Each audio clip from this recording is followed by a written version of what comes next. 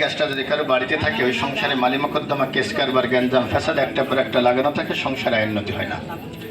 আজকে তো সময় নেই বাজান, রাত হয়ে গেছে, আগামীকাল কেটে ফেলাই দেবেন। যতদিন তোমার না কাটবেন ঝামেলা লেগেই থাকবে। একটা কথা বাজান তো শস্য যেন মনে রাখবেন, মিলাদের আগে যদি জিলাপি দেওয়া হয়ে যায় মোনাজাতের সময় কিছু লোক পাওয়া যায়। তা আমি গাছের নাম কইতে আপনারা কয়বা পিঠা ছেলে যায়, আমরা কয়বা পিঠা নিয়ে আঙুল দিয়ে খাই, জানেন?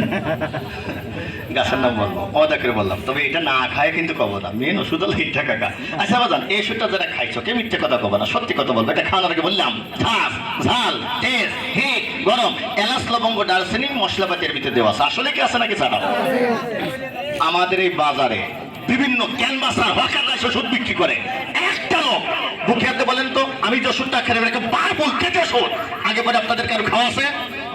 কোন ক্যানভাসার হকারের বাপের ক্ষমতা নেই এই কস্তুরি আপনাকে খাবে, কারণ একটা কস্তুরির দানা কমেছে কাকা সরকারি রেট ৭,৮৯০ টাকা। এটা ফুটপাতে বিক্রি হয় না। আমি কেন খেলাম? আমার বাজান আব্দুল গনি বয়াতি বলেছিলাম, বারে একটা কথা মাথায় রাখবি, বস্যির মাথায় যদি তুমি আধার না দাও ওই বস্যিতে কখনো মাছ বাঁধবে না। মুরব্বী বাজানরা হয়তো মনে আছে আপনাদের, কাকা আগে নাকি আপনারা ফ্রি চা খাইছেন বাজান, কোম্পানিতে খাওয়া গেছে, বর্তমানে কিনে খাচ্ছেন। বিড়ির কোম্পানি এসে বিড়ি এরকম মুট করে দিয়ে বলছে ভালো তোমাকে বিড়ি একটু খাইয়ে দেখেন, খাওয়াই খাই লোক ধরে গেছে, এমন কিনে কিনে খেতে হচ্ছে। আরে আমার উদ্দেশ্য এরকম, যে একটু খাওয়াচ্ছি লাগাচ্ছি কেন বাজান, ওই ভবিষ্যৎ লাভের আশায়। আমি 500 কথা বলে যে কাজ নাবে, আপনি একটা কথাও যদি বলেন যে আমি অমুক ওষুধ খাইছিলাম অমুকার পাইছি তারা যাবে, কি কাকা এই আশায়। তবে মেন ওষুধ এটা নেগেটিভ আর পজিটিভ, কি রোগে তিনি খাবেন একটু খেয়াল করে শুনবেন বাজান, ওষুধটা খেয়ে যান। এই পাত থেকে শুরু করে এই মাথার জানি পর্যন্ত আপনার যে কোনো ধরনের ব্যথা, ও কাকা ব্যথা কোয়ান্তে হয় এ জানতে হলে সুদা শুধু ছেড়ে দেবেন যশোরে রৌফ সাহেবের কাছে 15 হাসপাতালে ডাক্তার চেনেন নাকি আপনারা? ফি কত কাকা? 800 টাকা। টেস্ট করতে কিন্তু 2022 থাকে না। আর আমি গণি সাল যা বলবো আপনারা টেস্ট করে রাখবেন, আপনি টেস্ট করে দেখবেন একই রোগ হয়েছে। ব্যথা কোথা থেকে জন্ম একটু খেয়াল করে শোনেন বোঝা।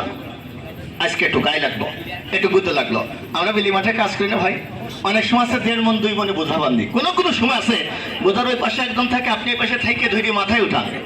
কোনো সময় আছে কাকা লোক পাবে না, আনতে তবে কি করি 4 মিনিট ধরে এই ঘাড়ে উঠায় আর এক ঝাঁকি দিয়ে মাথায় উঠায়। কথা ঠিক না বেটি ভাই?